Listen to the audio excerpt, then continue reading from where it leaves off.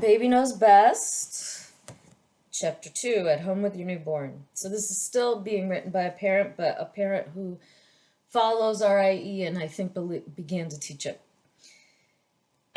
So, dear new parent, do not be scared. Give in to the rhythm of a new biological clock. You will not stay in this place of time distortion forever.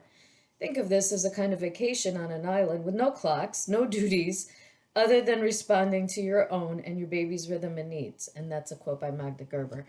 And that's kind of how I remember the first few months of a newborn's life as a parent.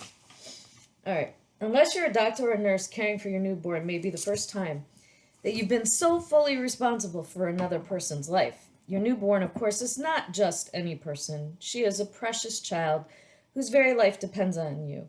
Holding her in your arms for the first time, you may be flooded by powerful feelings of love and tenderness, and these may be coupled with anxiety, self-doubt, and despair.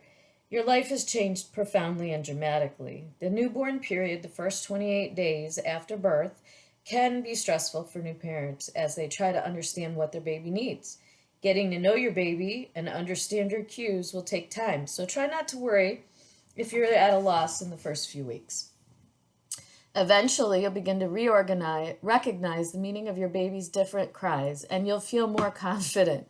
The more you pick up your baby and the more diapers you change, the more relaxed and confident you'll become.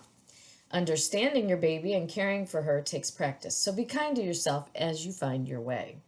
In the beginning, your baby will need your help to regulate her physical needs and her emotions. You'll notice she's tired and lay her down in her crib so she can rest.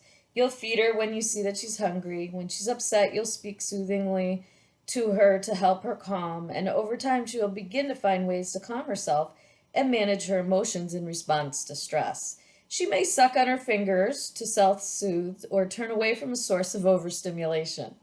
Learning to regulate her bodily functions and her emotions is a process that takes time, and she will need your sensitive attention and responsive care to accomplish this. Having said this, it's important to know that even very sensitive parents miss many of their baby's cues. This is perfectly natural, but it is far easier to catch those cues when the adult is in a relaxed state rather than a hypervigilant one. Providing a peaceful environment and unhurried schedule where your baby has the opportunity to turn her focus inward can support her growing self-awareness and ability to self-regulate. It can also support your sense of calm. Taking care of yourself. After months, sometimes years of anticipation, you are fully home with your newborn. Excited anticipation can turn to physical exhaustion, emotional anxiety, and even depression. Your schedule is topsy-turvy and your sleep is continually interrupted. You may find yourself in a surreal haze as you try to understand your baby and take care of this new and important person in your life. To be able to take care of your baby, you need first to take care of yourself. If you're physically and emotionally depleted, you'll have little reserve remaining to care for your baby. Balancing your needs and your baby's can take some figuring out. So ask for and accept any offers of help. If a home-cooked meal makes you feel happy and well cared for, ask a few friends to deliver dinner for a week or 3. If a yoga class helps you keep you balanced, ask your partner or trusted friend to care for your baby so that you can make it to class. If a messy house puts you over the edge, then that's where you can ask for support in those first weeks home with the baby. What about help that's offered when it's not asked for? Unsolicited wisdom from well-meaning grandparents and friends with children of their own. Or worse still, criticism about how you're caring for your baby. It may be hard to speak your mind clearly when you're sleep deprived, but you may opt to gently remind the advice giver that although you appreciate their concern, you are the parent of this particular baby, and you need to practice to find your own way. The important thing is that you feel authentic about what you're doing and that your interactions with your baby feel comfortable and right for you. Try to keep your focus on how you want to parent and do your best to ignore what others are saying. As a parent recently told me, my parents thought the RIE things we were doing were strange and overly precious. I think they probably felt threatened because it's different from how they raised me, but now they see what a pleasure it is to be with their grandchild who is cheerful and cooperative in ways that they didn't think possible for a toddler. My mother recently acknowledged this and said she was glad I found RIE. When you don't have the strength or the nerve to say no to a friend who wants to come see the baby, ask your spouse or a friend to be the gatekeeper. Or before your baby is born, you might choose to establish a no visitors rule until your baby is 1 month old, inviting just a few people to visit initially if you like. As the parent of your newborn, it's up to you to advocate for her, sometimes with enthusiastic and excited friends and relatives who may want to hold or touch her.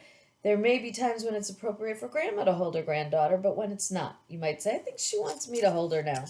You can send a clear message to the adult by speaking to your baby. I think you might be getting hungry, so it's best if you stay in your bassinet until I feed you. This will sometimes be enough to slow people down and help make them aware that your baby is not a cute object to be held and played with for their enjoyment. And then Rebecca Lovitz, this is a quote, it was hard for me when people treated Brianna like an object. I've probably done the same thing in the past, but I never understood it before I became a mother. She was just 2 weeks old and people would say, let me touch her, let me hold her, even when she was sleeping. Most people don't think babies have a point of view, so it wouldn't occur to them to look to the baby to see how she reacts to them as they try to touch or hold her. The art of observation. Imagine that someone, so you might recognize some of these little pieces from the journals I wanted you to reflect on before you read it. Imagine that someone was caring for you and without the benefit of conversation had to figure out what you needed throughout the day and evening. Set aside the logic that your hunger usually arrives like clockwork at 7, 12, and 7, and that you are always sleepy by 10. What if you're desperate for food, but your caregiver guided you to your bed? How frustrating it would be if you wanted to rest, but your caregiver offered you something to eat instead. Your true needs would remain unfulfilled, and you would be unable to fully relax and trust in your caregiver's ability to accurately care for you. Observation is a key component of the educaring approach. It will help you to slow down and learn to identify your baby's needs for food, rest, comfort, and engagement. It will help you get to know your baby better and discover what interests her. If your baby has been awake for a while and you think she may soon be sleepy, observe when her movements become less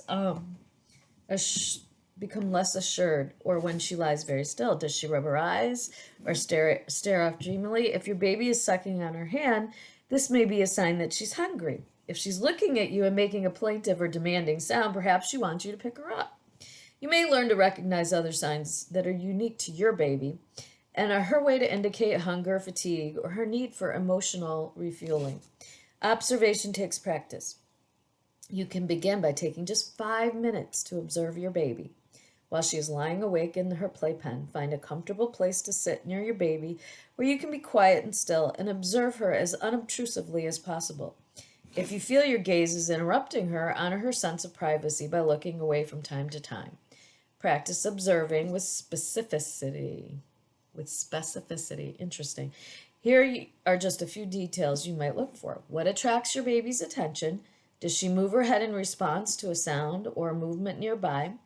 How are her arms and legs moving? And how long is she still before she moves again? What's your baby doing with her hands? Observe yourself. Are you able to remain focused and present with your baby, or does your mind wander? Is it easy or difficult to remain silent, or do you find yourself wanting to touch or talk to your baby? Did you notice anything for the first time, or did your baby surprise you in any way? As you become more and more comfortable observing your baby, you can increase the length of your observation. Many parents say they look forward to this time of quiet togetherness with their baby. Holding your baby. Some parents ask, how much should I hold my baby? In the early weeks, you'll hold your baby a lot during feeding and at other times. What a pleasure it is to hold your baby and gaze at each other as she breastfeeds or has a bottle. Other than when she's being diapered or bathed, much of the time she'll be asleep. As her waking time increases, she will enjoy being held and cuddled by you, of course.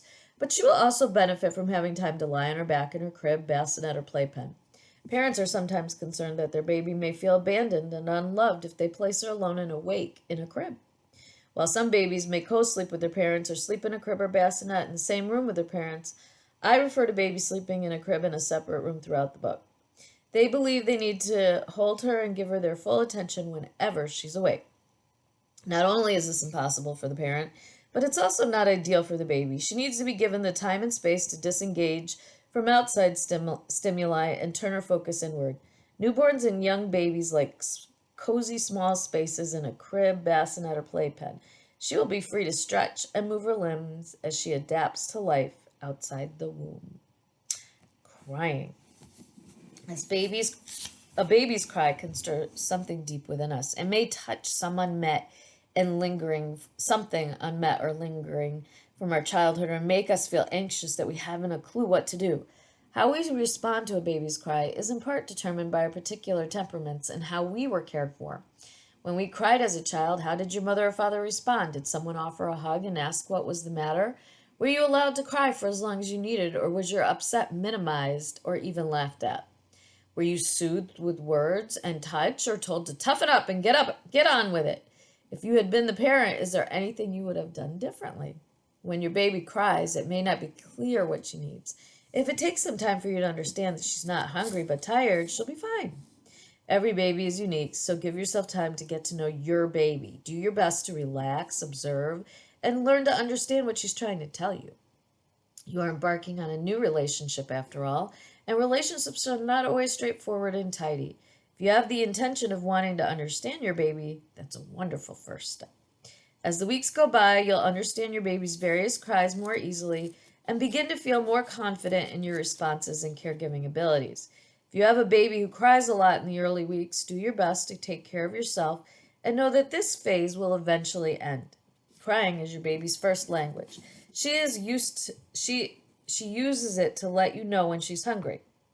Crying is your baby's first language. She uses it to let you know when she's hungry, tired, or uncomfortable. Maybe she's too hot, too cold, or her onesie's irritating her. She may cry when she's overstimulated, has gas, or startles from a loud sound. She may cry to release tension from falling off to sleep. It's not your task to stop the cry or to shorten its duration, but try to understand why your baby's crying so that you can respond accurately. Don't assume that if your baby is crying, she needs you to comfort her. Some babies cry to self-soothe. Don't assume that if you're comforting your baby and she continues to cry that you must be doing something wrong or don't have the knack.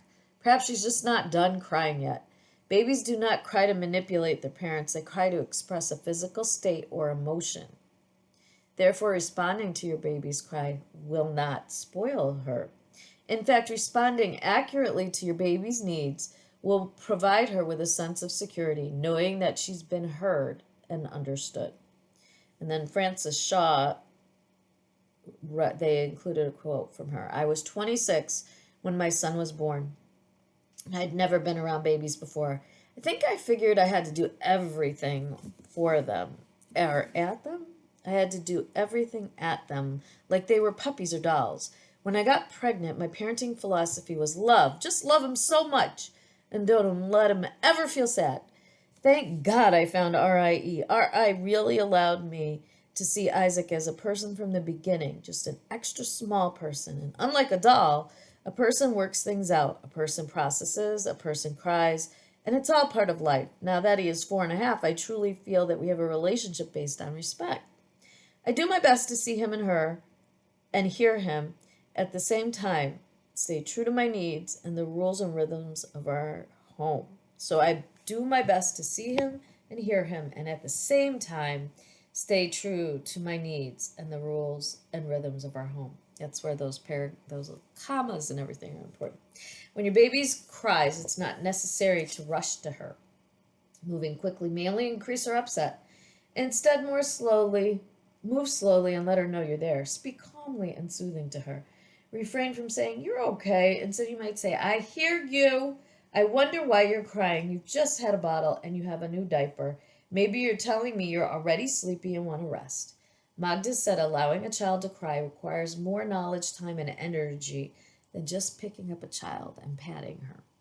Don't distract your baby from her feelings by bouncing her on your knee and singing a cheery song. Trying to jolly your baby out of crying will only make her feel disconnected and out of tune with you. Imagine if you were upset and your trusted other responded with a big grin, spoke in a sing-songy voice, and tried to humor you out of it. Think about how you would like someone to respond to you when you're upset. All babies need to cry for a variety of reasons. It's in the baby's best interest to be able to fully express how she feels. It's up to us to become comfortable with her crying. If you feel anxious when your baby cries, slow down and observe your baby. Observe yourself. Take a deep breath. Know that all emotions have a beginning and an end, so this crying too will eventually stop. It's far better to let emotions run their course than interrupt or thwart their expression. Talk to your baby. You're crying very hard. I wish I knew what you needed right now, but I don't. Let's sit together and see if you can settle. Many times over the years, a baby has cried inconsolably in an RIE parent-infant guidance class, sometimes for quite a while. A mother may hold her baby and say, I hear you crying. You can cry until you're all done. Just when it feels as if the baby's crying might go on forever, it suddenly stops, and the baby crawls down from her parent's lap and refreshed and renewed, ready to explore the play area. Crying can have a cleansing, relaxing effect and should be expressed freely. Sometimes it may feel as if your baby has cried for an hour, but in fact it has only been 10 minutes. When your baby cries, think about her basic physical needs and ask these questions aloud. Are you hungry? Do you need a new diaper? Could you be tired already? Just talking to your baby may help to release any anxiety you may feel. If the answer to all these questions is no, perhaps she's too warm or too cold or is not feeling well. Perhaps your baby is crying to express an emotional upset. Maybe she's startled or overstimulated. Rather than thinking about how to stop her crying, start by stating in a soothing voice what you observe. You're really crying. I hear you. If she's lying down, you might touch her gently and then wait. Calming yourself can help you to stay present with your baby. If you feel tense, keep reminding yourself that it's natural for babies to cry and trust that she will eventually stop. Just 5 minutes of constant crying can feel like an hour to parents. The more you're able to relax, the more likely you're able to refrain from bouncing, shushing, or pacing the hall to quiet her. These interventions may work in the moment, but babies quickly habituate to them, and before you know it, you may be rocking your crying baby for an hour in the middle of the night to soothe her. If you want to help your baby to calm, pay attention to your own breathing, your touch, and your demeanor. Are you feeling tense or nervous or angry? If so, your baby will likely pick up on your mood, and it may heighten her upset.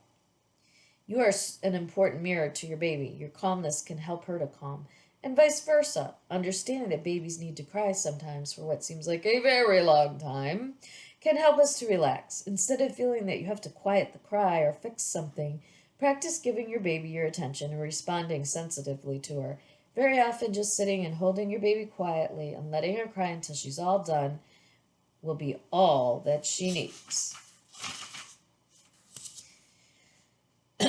And then Michael Cassidy is included here, and he says, as I learned to take a moment before reacting to Liam's cry, I began to see and hear subtle differences in the quality of his cries. I heard the differences between the hunger cry and the tired cry. I started to see the faces and gestures he made when he was having a bowel movement. The other parenting literature I had read instilled in me this idea of what I should be doing, or how Liam should be sleeping or eating. In RIE class, I learned to respond to my child as he was in that moment. I saw my son more clearly. He was asking for what he wanted, and I seldom felt as if I was guessing. So often this is the ending, I think it's a summary. So often the breast or bottle is offered as the cure-all when a baby cries or fusses. Parents can be in such a rush to silence the cry that they forget to first observe their baby to see what she actually needs so that they can respond accurately. This often happens because the cry makes parents anxious. Their goal is to quiet the cry, which serves the parental needs but not necessarily the baby's. When we adjust the goal to first understand the cry, we respond to our babies more accurately. It's helpful to remind yourself why your baby cries. Running through the following list of possibilities can help you determine what your baby's trying to tell you when she's crying. I'm hungry. I'm tired. I want my diaper change. I want to be picked up and handled. I'm too hot or too cold. I'm overstimulated or I don't feel well.